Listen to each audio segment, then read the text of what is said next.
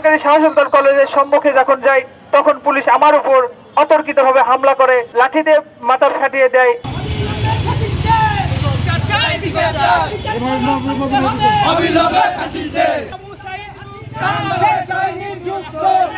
বৈষম্য বিরোধী ছাত্র আন্দোলনের একজন সহযোদ্ধা ছিলাম। আমি এখানে কোনো ক্রেডিট নিতে আসিনি এবং কোনো পদ পদবীর জন্য আসিনি। আমি আসছিলাম সাধারণ শিক্ষার্থীদের পাশে তাদের সহযোগিতা করার জন্য।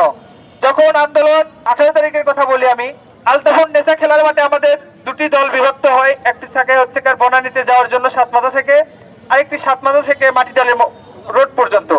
সাতমাথা থেকে আমরা যখন বনানী রোডে যাই, বগুড়া পুলিশ লাইন পার হওয়ার পরে সরকারি শাহসুলতান কলেজের সম্মুখে যখন যাই তখন পুলিশ আমার উপর অতর্কিতভাবে হামলা করে এবং আমার মাথাতে মাথাতে লাঠি দিয়ে মাথা ফাটিয়ে দেয় এবং আমার সহযোদ্ধা যারা ছিল তাদেরকে অনেক রাবার বুলেট সহ বিভিন্ন নির্যাতন হয়রানিমূলক নির্যাতন করে।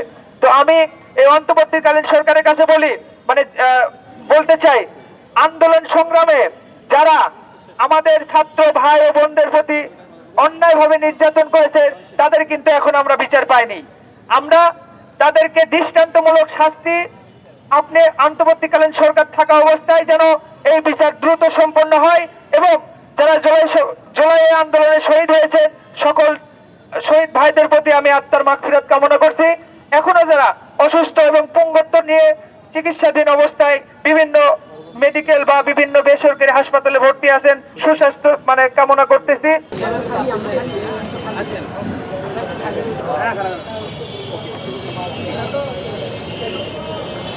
رب ارحمهما كما ربياني صغيرا